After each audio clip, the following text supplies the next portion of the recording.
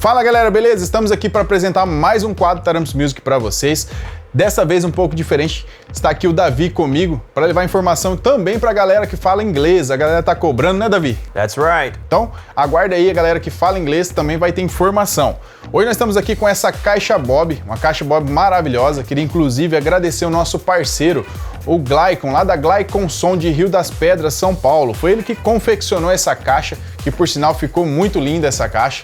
E eu vou mostrar para vocês aqui então quais produtos foram utilizados nesse sistema. Para começar, pelos alto-falantes.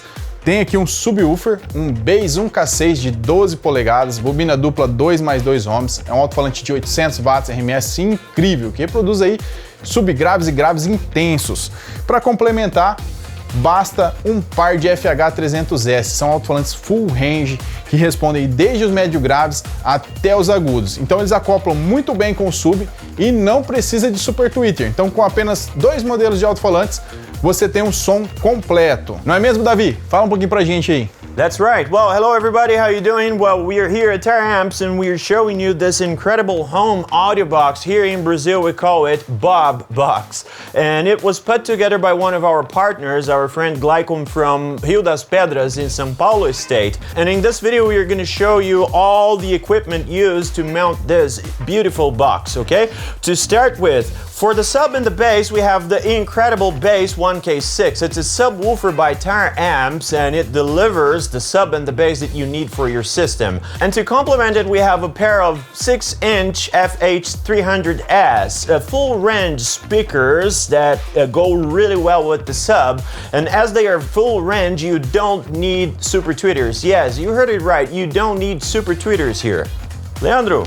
E na parte de amplificação, temos 2 amplificadores Taramps, um Bass 1200 de 1 ohm para tocar o subwoofer e um DS250X2, 2 canais aqui para o par de FH300S. E claro, não poderia faltar uma fonte de alimentação. Neste caso, foi optado por uma fonte ProCharger 60A para alimentar todo o sistema. É claro, se você quiser uma fonte ainda maior para melhorar a alimentação do seu sistema, temos a ProCharger 120A, que fica incrível. Aqui em cima um player automotivo e para dar aquele toque de qualidade e fazer todos os ajustes do sistema, o nosso processador Pro 2.6S. Não é mesmo, Davi? Absolutely, and pushing our bass, we have a fantastic amplifier, our Bass 1200, specifically designed for subwoofers. Well, pushing our 2 FHs, the full range speakers, we have a DS250, 2 channels, one for each one of the speakers. Incredible sound, incredible power, delivering good quality to your ears. To power this audio box, we have the ProCharger 60A. It's an incredible power supply by Taramps. Taramps gets you covered. We have everything you need.